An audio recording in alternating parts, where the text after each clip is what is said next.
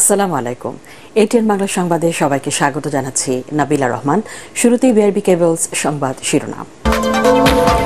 তিস্তা নদীতে বহুমুখী ব্যারেজ নির্মাণ প্রকল্পে অর্থায়ন করতে চায় ভারত।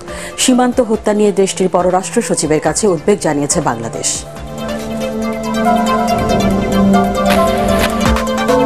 তালিকাভুক্ত নয় এমন সরকারি প্রতিষ্ঠানগুলোকে পুঁজিবাজারে বিনিয়োগের নির্দেশ প্রধানমন্ত্রী। একনেক সভায় নিজ নামে প্রকল্প গ্রহণ না করার আহ্বান। ডলারের চড়া দামে মূল্যস্ফীতি বেড়ে জনজীবনে আরও চাপ বাড়বে আশঙ্কা ব্যবসায়ীদের। সব সংকট বিদেশিদের তৈরি দাবি জ্বালানি উপদেষ্টার। শুনছিলেন বিআরবি কেবলস সংবাদ শিরোনাম, এবার বিস্তারিত সংবাদ। তিস্তা নদীতে বহুমুখী ব্যারেজ নির্মাণ প্রকল্পে অর্থায়নে আগ্রহ প্রকাশ করেছে ভারত। ঢাকা সফররত ভারতের পররাষ্ট্র সচিব বিনয় মোহন কোয়াত্রা আজ পররাষ্ট্রমন্ত্রী ডক্টর হাসান মাহমুদের সঙ্গে বৈঠকে এই আগ্রহ প্রকাশ করেন। বৈঠক শেষে পররাষ্ট্রমন্ত্রী জানান, সীমান্ত হত্যা নিয়ে বৈঠকে ভারতের সচিবের কাছে উদ্বেগ জানানো হয়েছে। আরও জানাচ্ছেন ইমদাদুল্লাহ বাবু। তিস্তা নদীতে বাংলাদেশ অংশে একটি বহুমুখী ব্যারেজ নির্মাণের মহাপরিকল্পনা রয়েছে সরকারের। এটি বাস্তবায়িত হলে শুকনো মৌসুমে নদীর পানি ধরে রাখা যাবে, আর নদীর দুই তীর ধরে সীমান্ত পর্যন্ত সড়ক নির্মাণের কারণে ওই এলাকায় ব্যাপক শিল্পায়ন ও নগরায়ন গড়ে উঠবে। বাংলাদেশ, ভারত ও মিয়ানমার মিলে একটি অর্থনৈতিক করিডোর গড়ে তোলার আগ্রহ রয়েছে চীনের। তাই তাদের কাছে এই প্রকল্প হয়ে উঠেছে গুরুত্বের কেন্দ্রবিন্দু। কিন্তু ভূ রাজনৈতিক কারণে বাংলাদেশের এই প্রকল্প নিয়ে অনেকটাই বিব্রত ভারত। তবে বুধবার ঢাকা সফরে এসে প্রকল্পটি নিয়ে ভারতের বিরক্তি কাটানোর সুখবর জানান দেশটির পররাষ্ট্র সচিব বিনয় মোহন কোয়াত্রা। দীর্ঘ কয়েক ঘণ্টা পররাষ্ট্রমন্ত্রী ডক্টর হাসান মাহমুদের সাথে এমন দ্বিপাক্ষিক নানা বিষয় নিয়ে বৈঠক করেন বিনয়। তিস্তা নিয়ে আলোচনা হয়েছে। আমরা তিস্তায়, আপনারা জানেন যে আমরা একটি বৃহৎ প্রকল্প নিয়েছি, তো ইন্ডিয়া সেখানে ফিন্যান্স করতে চায়। তা আমি যেটা বলেছি সেটি হচ্ছে, এই তিস্তা যে প্রকল্পটি বাস্তবায়ন করা হবে সেটি আমাদের নিড অনুযায়ী হতে হবে। পররাষ্ট্রমন্ত্রী জানিয়েছেন, এই বৈঠকে ভারত হয়ে নেপালের জলবিদ্যুৎ বাংলাদেশে আনার বিষয়টি প্রায় চূড়ান্ত। ভারতের আসন্ন জাতীয় নির্বাচন শেষে প্রধানমন্ত্রী শেখ হাসিনা দিল্লি সফরে যাবেন বলেও জানিয়েছেন তিনি। সীমান্তে যে মাঝে মধ্যে অ্যাট্রোসিটিস হয়, সীমান্ত হত্যা হয়, সেটি নিয়েও বিস্তারিত আলোচনা হয়েছে। নন লিথাল উইপন ব্যবহার করার উপর আমরা গুরুত্ব আরোপ করেছি। সরকারি লেভেলে, রাজনৈতিক লেভেলে এ বিষয়ে আন্তরিকতার কোনো ঘাটতি নেই, যাতে সেখানে জিরো ক্যাজুয়ালিটি হয়, এবং অন দ্য গ্রাউন্ড লেভেল সীমান্ত রক্ষীদেরকেও সেই মেসেজ দেওয়া হয়েছে। So we should work more on that issue. মন্ত্রী আরো বলেন, দুই দেশের যোগাযোগ বাড়াতে ভিসায় দীর্ঘসূত্রিতা দূর করার বিষয়ে গুরুত্বপূর্ণ আলোচনা হয়েছে। সেই বিষয় নিয়ে আজকে আলোচনা হয়েছে। ধন্যবাদ। ইমদাদুল্লাহ বাবু, এটিএন বাংলা, ঢাকা।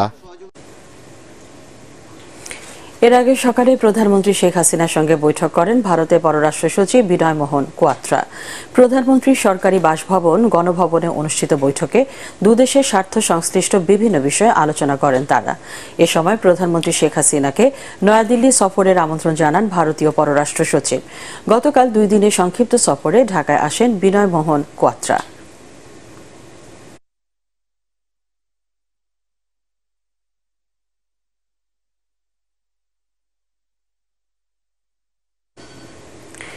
তালিকাভুক্ত নয় এমন সরকারি প্রতিষ্ঠানকে পুঁজিবাজারে বিনিয়োগের নির্দেশ দিয়েছেন প্রধানমন্ত্রী শেখ হাসিনা। রাজধানীর আগারগাঁওয়ে এনইসি সম্মেলন কেন্দ্রে জাতীয় অর্থনৈতিক পরিষদের নির্বাহী কমিটি একনেক সভায় তিনি এই নির্দেশ দেন। পরে বৈঠক শেষে পরিকল্পনামন্ত্রী অবসরপ্রাপ্ত মেজর জেনারেল আব্দুস সালাম এসব তথ্য জানান।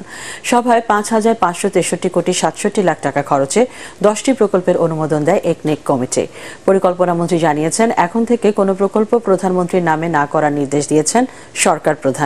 এদিকে প্রথমবারের মতো ঢাকার বাইরে চট্টগ্রাম মেডিকেল কলেজ হাসপাতালে বার্ন ইউনিট প্রতিষ্ঠা করতে যাচ্ছে সরকার। এজন্য 284 কোটি টাকার প্রকল্প অনুমোদন দিয়েছে একনেক। আমাদের যে শেয়ার বাজারে আমাদের যে কোম্পানিগুলি আছে, সরকারি কোম্পানিগুলি আছে, সেগুলি যেন শেয়ার বাজারে অন্তর্ভুক্ত হয়। অর্থ মন্ত্রণালয় উনি অর্থ বিভাগে এই বিষয়ে কাজ করার জন্য অনুশাসন দিয়েছেন। শেখ হাসিনা মেডিকেল কলেজ হাসপাতাল, এইটি শেখ হাসিনা মেডিকেল কলেজ খুলনাতে এবং এই প্রকল্পটি যখন উঠেছিল এবং উপস্থাপনা শেষ হয়েছিল, মাননীয় প্রধানমন্ত্রী বললেন ওনার দুইটা অবজারভেশন আছে এই বিষয়ে। প্রথমত হচ্ছে শেখ হাসিনা নামটা বাদ দিতে হবে এবং মুরাল যেটি আছে সেটা বাদ দিয়ে এই মুরালের টাকাটা অন্য জায়গায় খরচের ব্যবস্থা করতে হবে। এবং এই বিষয়ে মাননীয় প্রধানমন্ত্রী একটু উষ্মা প্রকাশ করেছেন ওনার নাম ব্যবহারের ক্ষেত্রে, এবং ভবিষ্যতে বলেছেন যে এই মাননীয় প্রধানমন্ত্রীর নাম ব্যবহারে উনি অনুমতি দিবেন না। ডলারের দাম বাড়ার কারণে মূল্যস্ফীতি ও আমদানি ব্যয় বেড়ে জনজীবনে আরও চাপ তৈরি করবে বলে মনে করেন গবেষক ও ব্যবসায়ীরা। ক্রলিং পেগ পদ্ধতিতে ডলারের দাম বাড়ালেও এর নিয়ন্ত্রণ নিয়ে সংশয় জানান তারা। অর্থনৈতিক সংকটের কারণে বিকল্প উপায় না থাকায় হুন্ডি এবং অবৈধ রেমিটেন্স প্রবাহ ঠেকাতে কঠোর নজরদারির পরামর্শ তাদের। শরফুল আলমের রিপোর্ট। চড়া মূল্যস্ফীতির মধ্যেই রেকর্ড সর্বোচ্চ 117 টাকায় ডলারের বিনিময় মূল্য বুধবার নির্ধারণ করে বাংলাদেশ ব্যাংক। প্রজ্ঞাপন অনুযায়ী নতুন ক্রলিং পেগ পদ্ধতি ডলারের এই বিনিময় মূল্য ধরা হয়। এর সাথে ডলার প্রতি 1 টাকা ব্যবধান করার সুযোগ থাকছে নতুন নিয়মে। তবে বাস্তবতা ভিন্ন। কেন্দ্রীয় ব্যাংক ডলারের দাম ঠিক করে দিলেও কার্ড মার্কেটে অতিরিক্ত দামে তা কেনাবেচা হচ্ছে, যা পণ্য আমদানিতে সরাসরি প্রভাব ফেলবে বলে জানান ব্যবসায়ী নেতারা। ডলারের রেটটা বেড়ে গেলে আলটিমেটলি যেটা আমদানির উপর একটা চাপ পড়বে, ইনফ্লেশনটা বেড়ে যাবে, দেশের সাধারণ মানুষের ক্রয় ক্ষমতার উপরে আঘাত করবে। ডলারের বাইং এবং সেলিং রেট ডিফারেন্স কোনো অবস্থাতেই 1 টাকার বেশি করা যাবে না। ডলারের রেট যেখানেই থাকুক, রপ্তানিকারকদেরকে 5 টাকা থেকে 60 টাকা একটা সেপারেট রেট আমাদের জন্য যদি থাকে, তাহলে এইটাতে বরঞ্চ রপ্তানিকারকরা বেনিফিটেড হবে। এই চ্যালেঞ্জ কিভাবে মোকাবেলা করবে সেটা নিয়ে বাংলাদেশ ব্যাংক সহ সরকারকে ভাবতে হবে। অর্থনীতির সংকটকালীন সময়ে ডলারের আনুষ্ঠানিক নতুন দর কিছুটা স্বস্তি দিতে পারে আর্থিক খাতে। তবে এর অপব্যবহার বন্ধে সরকারের উদ্যোগ দরকার। শুধু দর বেঁধে দিলেই হবে না, বরং আনুষ্ঠানিকভাবে দেশে ডলারের সরবরাহ বাড়াতে নীতি নির্ধারকদের কার্যকর ভূমিকা চান গবেষকরা। যে তথ্য উপাত্তের ভিত্তিতে এখন রেটগুলো ফিক্স করা হচ্ছে, বাজারে যে পরিমাণ সাপ্লাইয়ের কথা বলা হবে দেখা যাবে সেই পরিমাণ সাপ্লাই না থাকার কারণে এই জামগুলো কিন্তু সহসা স্থিতাবস্থায় যাবে না। কেন্দ্রীয় ব্যাংকের একটা বড় নজরদারির জায়গা হবে, যেটাকে আমরা হুন্ডি বলছি। আমদানি পর্যায়ে এবং রপ্তানি পর্যায়ে রেমিটেন্সের ইনফ্লো এবং আউটফ্লোর জায়গাগুলোতে যে ইনফর্মাল ট্রানজ্যাকশনগুলো রয়েছে সেগুলোকে কতটুকু কেন্দ্রীয় ব্যাংক নজরদারির ভিতরে এনে নিয়ন্ত্রণে রাখতে পারছে। ব্যবসা বাণিজ্যে ডলারের নতুন দাম অপ্রত্যাশিত হলেও ধীরে ধীরে বিদেশি মুদ্রা বাজার সহনীয় হবে বলে আশা করছেন বিশেষজ্ঞরা। তাদের মতে বাংলাদেশ ব্যাংকের নতুন সিদ্ধান্তের কারণে 10 থেকে 15% সুবিধা পেতে পারে দেশের রপ্তানিমুখী শিল্প। শরফুল আলম, এটিএন বাংলা, ঢাকা। ডলার সংকট থেকে শুরু করে বাংলাদেশের সামনে যত চ্যালেঞ্জ রয়েছে তার সবই বিদেশিদের তৈরি বলে দাবি করেছেন প্রধানমন্ত্রীর জ্বালানি উপদেষ্টা তৌফিক ইলাহি চৌধুরী। পেট্রোবাংলায় ভূতাত্ত্বিক জরিপ অধিদপ্তরের সেমিনারে তিনি একথা বলেন। প্রধানমন্ত্রীর উপদেষ্টা বলেন, বিদেশিরা যুদ্ধ বিগ্রহ করে সংকট তৈরি করার পর দেশ পরিচালনায় নানা পরামর্শ চাপিয়ে দিচ্ছেন। সেমিনারে নিজস্ব সম্পদের সর্বোচ্চ ব্যবহারে সবাইকে মনোযোগী হতে বলেছেন বিদ্যুৎ ও জ্বালানি প্রতিমন্ত্রী নসরুল হামিদ।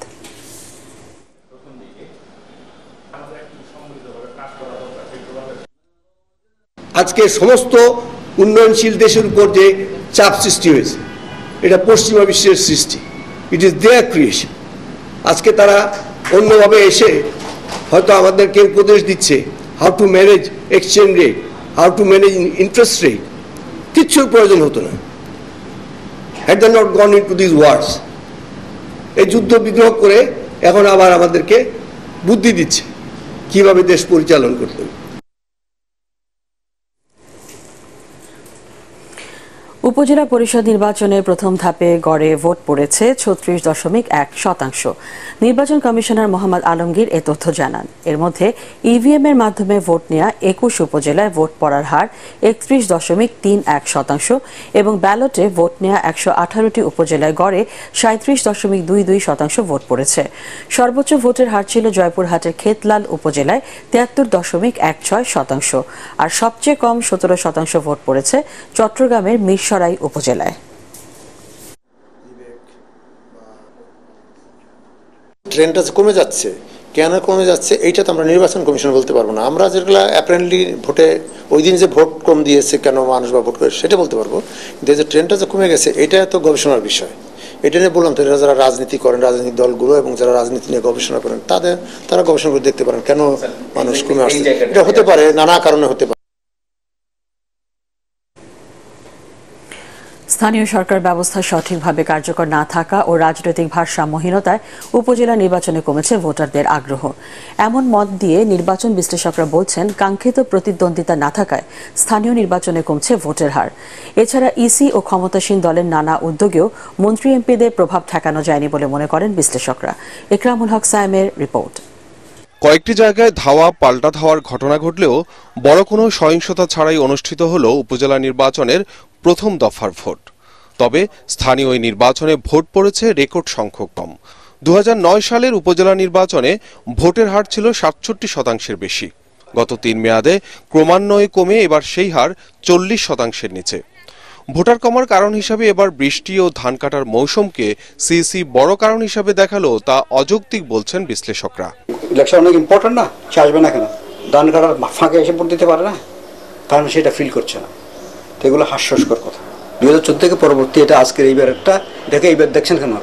এটা ধারাবাহিকতা আছে না, একটা ধারাবাহিকভাবে নির্বাচন সিস্টেমের অবক্ষয় হয়েছে। মূল কারণ হতে পারে যে সেখানে মাঠ পর্যায়ে প্রার্থীদের মধ্যে প্রতিদ্বন্দ্বিতা কম হয়েছে। রাজনীতিতে ভারসাম্যতা না থাকলে নির্বাচনে কিন্তু জনগণ কিছুটা আগ্রহ হারিয়ে ফেলে। প্রত্যেকটা নির্বাচনই হতে হবে প্রতিদ্বন্দ্বিতামূলক। স্থানীয় সরকার বিশেষজ্ঞ ডক্টর তোফায়েল আহমেদ ও সাবেক নির্বাচন কমিশনার সাদাত হোসেন চৌধুরীর মতে, উপজেলা সহ স্থানীয় সরকার ব্যবস্থার গুরুত্ব কমেছে নানাভাবে। ফলে নির্বাচনে আগ্রহ কমছে ভোটারদের। ইলেকশনের পোস্টমর্টম করে করে কিন্তু কোনো লাভ হচ্ছে না। পরিষদটা কাজ করছে না বলেই তো প্রার্থী আগ্রহী না, মানুষও আগ্রহী না। কারণ মানুষ এই পরিষদ থেকে কি পায়? মানুষ কি সেবা পায়? স্থানীয় সরকারের যে একটা গুরুত্ব, যে স্থানীয় সরকার সবকিছু পরিচালনার ক্ষেত্রে, সেটাও কিন্তু কিছুটা আমার মনে হয় কমে এসেছে। এমপিদের তারাই মোটামুটি তারা স্থানীয় সরকারের যে সমস্ত কার্যক্রমগুলো আছে সেগুলো তারা অনেক বেশি হস্তক্ষেপ করে, কিংবা তারাই সেগুলোর লিড নেয়।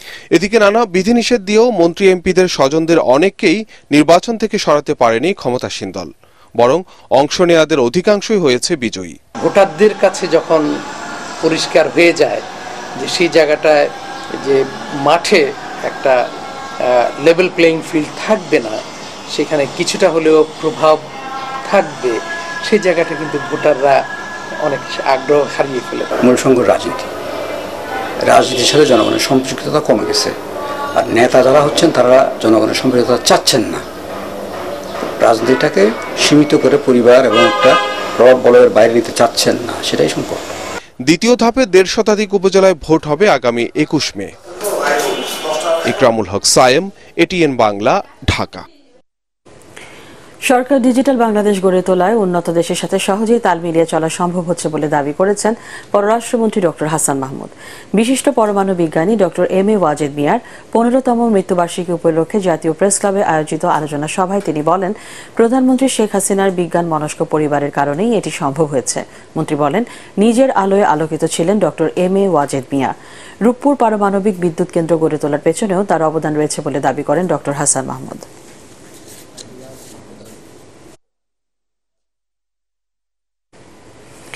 আওয়ামী লীগ সরকারের ভারত নির্ভর নীতির কারণে দেশের গণতন্ত্র ও সার্বভৌমত্ব হুমকির মুখে পড়েছে বলে দাবি করেছেন বিএনপির স্থায়ী কমিটির সদস্য গয়েশ্বর চন্দ্র রায়। তার দাবি, জনগণ নয়, ভারতের ওপর ভর করে আওয়ামী লীগ ক্ষমতায় টিকে আছে। ভারতীয় পণ্যের পাশাপাশি আওয়ামী লীগকে বর্জন করার আহ্বান জানান তিনি। ঢাকা রিপোর্টার্স ইউনিটিতে গণতন্ত্র, স্বাধীনতা, সার্বভৌমত্ব ও জাতীয় মর্যাদার প্রতি ভারতীয় আগ্রাসন বিষয়ে আলোচনা সভায় এসব কথা বলেন বিএনপির এই মুখপাত্র।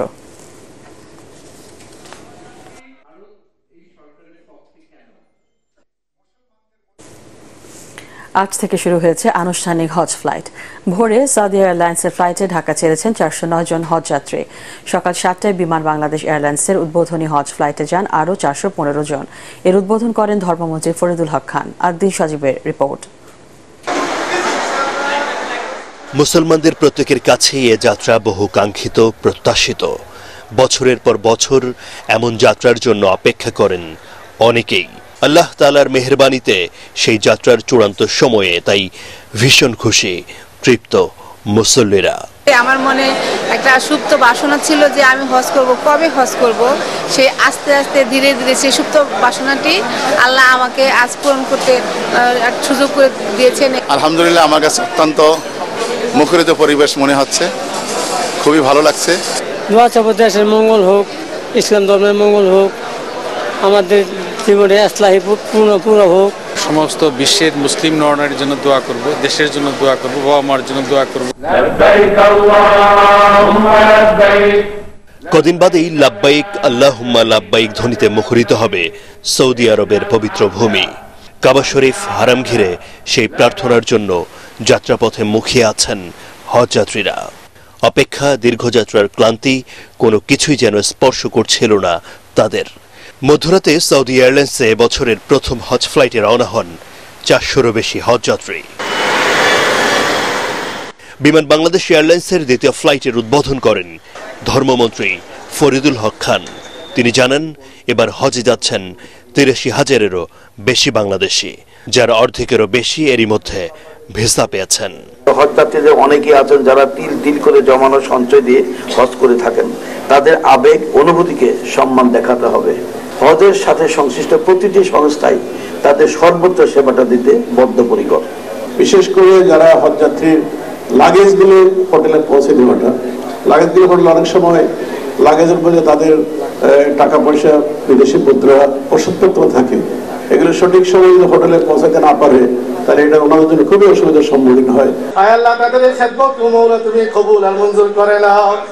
এবার সরকারি ব্যবস্থাপনায় হজে যেতে নিবন্ধন করেছেন 4,500 এবং বেসরকারিভাবে 79,000 বাংলাদেশি। চাঁদ ওঠা সাপেক্ষে 16 জন পবিত্র হজ হওয়ার সম্ভাবনা বেশি। আদ্দিন সজীব, এটিএন বাংলা, ঢাকা। এদিকে 415 জন হজযাত্রী নিয়ে সৌদি আরবের জেদ্দায় পৌঁছেছে বিমান বাংলাদেশ এয়ারলাইন্সের প্রথম হজ ফ্লাইটটি। সৌদি আরবে নিযুক্ত বাংলাদেশের রাষ্ট্রদূত ডক্টর মোহাম্মদ জাভেদ পাটোয়ারি কিং আব্দুল আজিজ বিমানবন্দরে হজযাত্রীদের ফুল দিয়ে বরণ করে নেন। যে কোনো প্রয়োজনে বাংলাদেশ দূতাবাস, কনসুলেট ও বাংলাদেশ হজ মিশন হজযাত্রীদের পাশে রয়েছে বলে জানান তিনি। রোড টু মক্কা ইনিশিয়েটিভের আওতায় এবছর বাংলাদেশ থেকে 85,257 জন পবিত্র হজ পালনের জন্য নিবন্ধন সম্পন্ন করেছেন। দেশের বেসরকারি বিশ্ববিদ্যালয়গুলোকে আন্তর্জাতিক মানে উন্নীত করতে ট্রাস্টি বোর্ড সহ প্রতিষ্ঠাতা উদ্যোক্তাদের প্রতি আহ্বান জানিয়েছেন রাষ্ট্রপতি মোহাম্মদ শাহাবুদ্দিন। বেসরকারি বিশ্ববিদ্যালয় সমিতির চেয়ারম্যান শেখ কবিরের নেতৃত্বে একটি প্রতিনিধি দল বঙ্গভবনে রাষ্ট্রপতির সঙ্গে সাক্ষাৎ করলে উচ্চশিক্ষা বিস্তারের পাশাপাশি এর গুণগত মান নিশ্চিত করার তাগিদ দেন তিনি। এ সময় বিশ্ববিদ্যালয় মঞ্জুরি কমিশন সহ সংশ্লিষ্ট প্রতিষ্ঠানে বেসরকারি বিশ্ববিদ্যালয়ের প্রতিনিধিত্ব নিশ্চিতে রাষ্ট্রপতির সহযোগিতা চান সমিতির চেয়ারম্যান শেখ কবির। এছাড়াও বেসরকারি বিশ্ববিদ্যালয়গুলোর বিভিন্ন সমস্যা ও সম্ভাবনা তুলে ধরেন তিনি। এদিকে বর্তমান বিশ্ব প্রেক্ষাপটে উন্নয়ন কাজে স্বচ্ছতা ও জবাবদিহিতা নিশ্চিতে বাংলাদেশ প্রতিযোগিতা কমিশনের ভূমিকার উপর জোর দেন রাষ্ট্রপতি। বাণিজ্য প্রতিমন্ত্রী আহসানুল ইসলাম টিটুর নেতৃত্বে প্রতিযোগিতা কমিশনের একটি প্রতিনিধি দল সাক্ষাৎ করলে উন্নয়ন প্রক্রিয়ার সকল অংশগ্রহণকারী যেন সমান সুযোগ পায় তা নিশ্চিত করার নির্দেশ দেন মোহাম্মদ শাহাবুদ্দিন। এ সময় কমিশনের 2022-23 সালের বার্ষিক প্রতিবেদন হস্তান্তর করা হয়। অসাধু ব্যবসায়ীরা যাতে ইচ্ছেমতো দ্রব্যমূল্য নির্ধারণ করে জনদুর্ভোগ সৃষ্টি করতে না পারে সে বিষয়ে কঠোর নজরদারি বাড়ানোরও নির্দেশ দেন রাষ্ট্রপতি। চুয়াডাঙ্গে একই স্থানে বহু বছর ধরে বসবাস করে চলেছে শত শত বাদুড়। এ যেন বাদুড়ের সাম্রাজ্য, যা দেখতে দূর দূরান্ত থেকে আসছেন অনেকে। ভোর থেকে সন্ধ্যা পর্যন্ত মুখরিত থাকছে এলাকাটি। চুয়াডাঙ্গা প্রতিনিধি রফিক রহমানের রিপোর্ট, জানাচ্ছেন শরীফুল ইসলাম। অনেকটা হারিয়ে যেতে বসেছে স্তন্যপায়ী প্রাণী বাদুড়। দেশের অন্য কোথাও দেখা না গেলেও চুয়াডাঙ্গা শহরের প্রাণকেন্দ্রে জোয়ারদারের বাড়ির তেঁতুল গাছে দেখা মেলে শত শত বাদুড়। শত বছর ধরে বসবাস করায় এলাকাটি বাদুড়তলা নামেই পরিচিত। দিনভর তেঁতুল গাছের ডালে উল্টো করে ঝুলে থাকে এসব বাদুড়। সন্ধ্যা হলেই বেরিয়ে পড়ে খাবারের সন্ধানে। বিলুপ্তপ্রায় এই প্রাণীটি দেখতে দূর দূরান্ত থেকে এখানে ছুটে আসে সব বয়সী মানুষ। বাদুড়ের অবাধ বিচরণ দেখে মুগ্ধ তারা। তেঁতুল গাছে বাদুড় কিন্তু আমি জন্ম থেকে আমি দেখতেছি যে বাদুড় তেঁতুল গাছে থাকে। আমাদের সবসময় কিচির মিচির আওয়াজ করে শুনতে খুব ভালো লাগে। দূর দূরান্ত থেকে অনেক মানুষ আসে এখানে বাদুড় দেখতে। এই বাদুড়গুলো চুয়াডাঙ্গার একটা ঐতিহ্য এবং বাদুড়তলা নামে একটা জায়গারও স্থান আছে। এখন বিলীন হয়ে গেছে, বাদুড় কোথাও দেখা যায় না। আমরা ছোট থেকে দেখতে পাই যে চুয়াডাঙ্গা শহরে একটা জায়গায় একটা তেঁতুল গাছে বাদুর থাকে। আমার দাদু আছে ইসুফ জোয়ারদার, এই বাদুরকে বলা হতো যে ওনার টাকা, হ্যাঁ মানে ইসুফ জোয়ারদারের টাকা বাদুরকে বলা হতো। তো এই জন্য এই বাদুর থেকে আমরা এখনো লালন পালন করি। আমার চাচারা এখনো পানি টানি গাছে দেয়। প্রাণীটির প্রতি ভালোবাসা থেকে কোটি টাকার সম্পত্তি আজও ফেলে রেখেছেন ইউসুফ জোয়ারদার ও তার বংশধর। স্তন্যপায়ী এই প্রাণীটি এখন দেশে অনেকটাই বিলুপ্তির পথে, কিন্তু পরিবেশ ও প্রাকৃতিক ভারসাম্য রক্ষায় বাদুড়ের মতো এসব প্রাণীর নিরাপদ আশ্রয়স্থল প্রয়োজন বলে মনে করেন এই প্রাণী সম্পদ কর্মকর্তা। প্রকৃতির ভারসাম্যের জন্য যেমন সব প্রাণীর প্রয়োজন আছে, এবং বাদুড়ও একটি প্রকৃতির ভারসাম্যের জন্য গুরুত্বপূর্ণ একটি প্রাণী। তাই বাদুড়ের এই প্রজন্মটি রক্ষার দাবি চুয়াডাঙ্গাবাসীর। Bureau report, ATN Bangla. Al Arafah Islami bank অর্থ সংবাদ।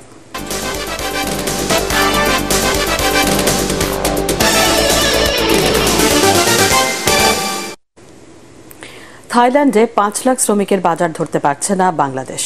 দেশটিতে প্রায় 2000 বাংলাদেশি বসবাস করলেও সেখানকার শ্রমবাজারে সুফল পাচ্ছে কম্বোডিয়া, ভারত, মিয়ানমার সহ প্রতিবেশী দেশগুলো। বৈদেশিক মুদ্রার রিজার্ভ বাড়াতে থাই শ্রমবাজারে নজর দিতে সরকারের প্রতি আহ্বান জানিয়েছে সেখানকার বাংলাদেশি ব্যবসায়ীরা। নিরঞ্জন দেবের ছবিতে থাইল্যান্ড থেকে ফিরে রিপোর্ট করছেন আপেল মাহমুদ।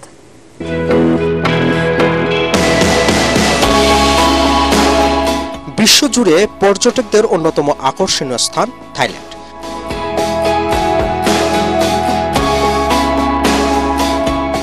কম খরচ, সহজ ভিসা প্রক্রিয়া আর সুন্দর আবহাওয়ার কারণে প্রতি বছর লাখ লাখ পর্যটক ছুটে যাচ্ছেন দেশটিতে।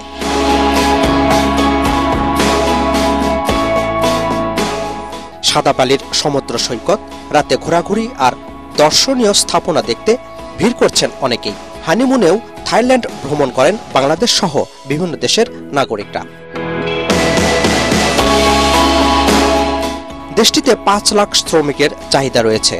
সবচেয়ে বেশি চাহিদা কৃষি, মৎস্য ও নির্মাণ খাতে। জনশক্তি রপ্তানি নিয়ে থাইল্যান্ড সরকারের সাথে এখনো কোনো চুক্তি করতে পারেনি সরকার। ফলে কম্বোডিয়া, মিয়ানমার, ভারত ও লাওসের জনশক্তি দিয়ে চাহিদা মেটাচ্ছে দেশটি। থাইল্যান্ডে আমাদের বাংলাদেশি শ্রমবাজারটা একেবারেই নাই। তো আমাদের যথাযথ কর্তৃপক্ষ যদি যথাসময়ে বা ঠিক মতন যদি এই শ্রমবাজারটা নিয়ে কাজ করেন, আমরা আশা করি আমরা আমাদের বাংলাদেশি শ্রমবাজারটা থাইল্যান্ডে অতি শীঘ্রই ধরতে পারবো এবং আমাদের দেশের যে রেমিটেন্সের যে ব্যাপারটা, সেখানে একটা উল্লেখযোগ্য ভূমিকা কিন্তু আমরা রাখতে পারবো। ওয়ার্ক পারমিট ভিসায় থাই নাগরিকদের সাথে যৌথভাবে রেস্টুরেন্ট, আবাসিক হোটেল, পোশাক, পর্যটন ব্যবসা করছেন প্রায় 800 বাংলাদেশি। এসব প্রতিষ্ঠানে নিয়োগ দিতে হচ্ছে প্রতিবেশী দেশগুলোর শ্রমিকদের। তো এখানে দেখেন পার্শ্ববর্তী দেশ আমাদের ইন্ডিয়া, মিয়ানমার বলেন, ভিয়েতনাম, কম্বোডিয়া, ওরা কিন্তু এখানে ব্যবসা করে যাচ্ছে, কিন্তু আমরা বাঙালিরা আমরা ব্যবসা এখানে করতে পারতেছি না।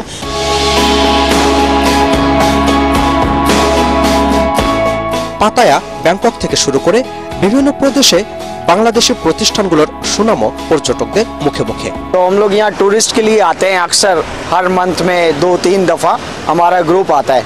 लेकिन हम इस पूरे थाईलैंड में ये एक बंगला रेस्टोरेंट है, बहुत अच्छा है, इसका खाना बहुत अच्छा है, लजीज है। मैं आप सब बंगाली भाई से अपील करता हूँ कि आप लोग भी आएँ, इधर आके खाना खाएँ, इंशाल्लाह आपको सर्विस भी अच्छा मिलेगी।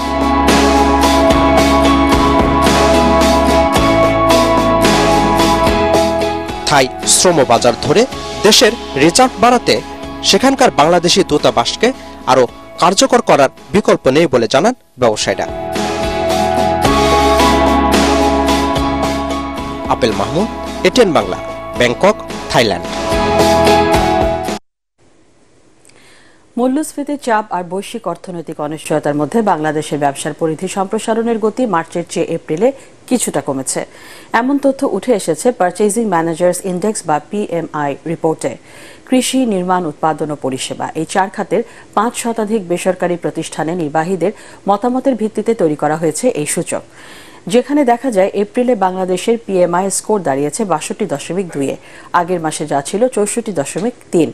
রাজধানীতে মেট্রোপলিটন চেম্বার আয়োজিত অনুষ্ঠানে অর্থনীতিবিদরা বলছেন, বৈশ্বিক ভূ রাজনৈতিক অনিশ্চয়তার মধ্যেও বাংলাদেশের অর্থনীতি সম্প্রসারণ আশাব্যঞ্জক। Data is very important for making the right decisions, and I really appreciate MCCI for doing the research, taking the pain, for coming up with various reports which are required to help the government make the right policy decision.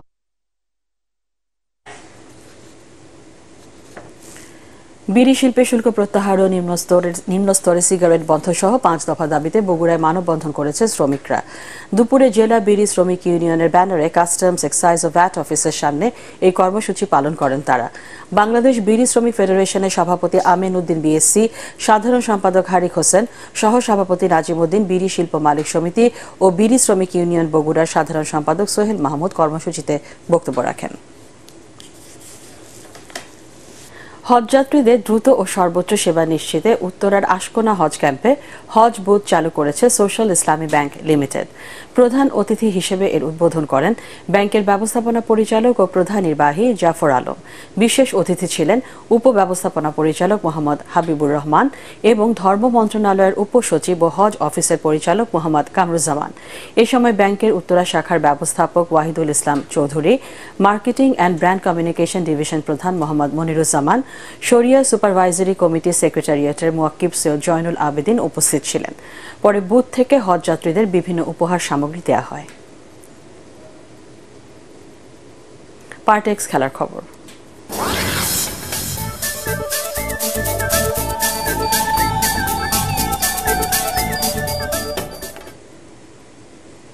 জিম্বাবুয়ের বিপক্ষে ভালো খেলে টি-20 বিশ্বকাপের আগে নিজেদের আত্মবিশ্বাস বাড়িয়ে নেওয়ার সুযোগ বলে মনে করেন পেসার তাসকিন আহমেদ।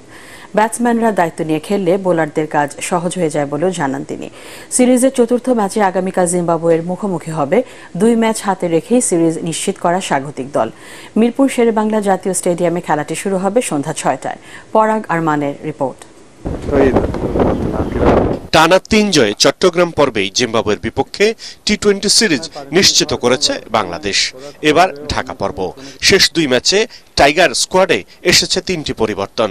ফিরেছেন সাকিব আল হাসান, মুস্তাফিজুর রহমান ও সৌম্য সরকার।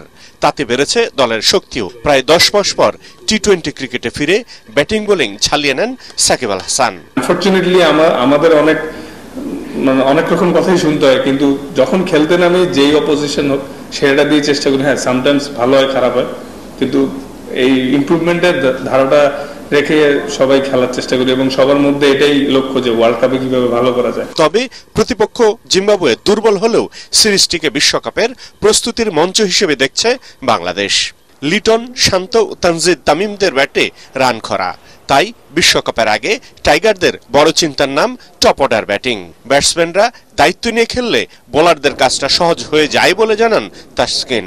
ব্যাটিং বা বোলিং যেদিনই খারাপ হয়, বাইরের ফ্যান্স বা বাইরের যারাই আছেন সবার থেকে বেশি ডিসঅ্যাপয়েন্টেড কিন্তু আমরা সবার আগে, কারণ দিন শেষে আমাদেরই খেলতে হয় এবং আমরা কিন্তু কনসিস্টেন্টলি কাজ করে যাচ্ছি কিভাবে আমাদের ব্যাটিং বা বোলিং আরো ইমপ্রুভ করা যায়।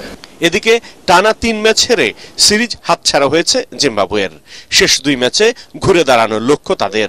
সেজন্য ম্যাচের আগের দিন কঠোর অনুশীলনে ঘাম ঝরিয়েছেন সিকান্দার রাজারা। পরাগ আরমান, এটিএন বাংলা, ঢাকা।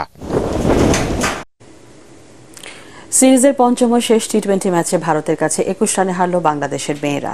এতে ভারতীয় নারী দলের বিপক্ষে ঘরের মাঠে হোয়াইট ওয়াশ হয় স্বাগতিকরা। শেষ ম্যাচটি স্বাগতিকদের জন্য ছিল কেবলই মান বাঁচানোর, কিন্তু সেই লড়াইও পারল না নিগার সুলতানা জ্যোতির দল। 157 রানে টার্গেটে নেমে 6 উইকেটে 135 রান তোলে বাংলাদেশের মেয়েরা।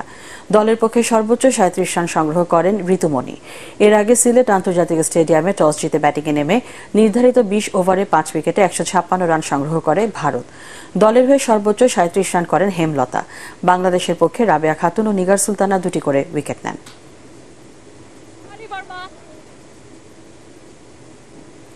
শেষ করার আগে বিআরবি কেবলস সংবাদ শিরোনাম জানিয়ে দিচ্ছি আরেকবার। তিস্তা নদীতে বহুমুখী ব্যারেজ নির্মাণ প্রকল্পে অর্থায়ন করতে চায় ভারত। সীমান্ত হত্যা নিয়ে দেশটির পররাষ্ট্র সচিবের কাছে উদ্বেগ জানিয়েছে বাংলাদেশ।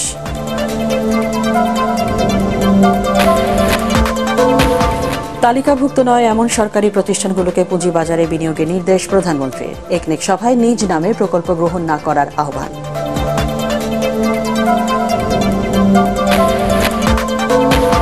ডলারের চড়া দামে মূল্যস্ফীতি বেড়ে জনজীবনে আরও চাপ বাড়াবে আশঙ্কা ব্যবসায়ীদের। সব সংকট বিদেশিদের তৈরি, দাবি জ্বালানি উপদেষ্টা।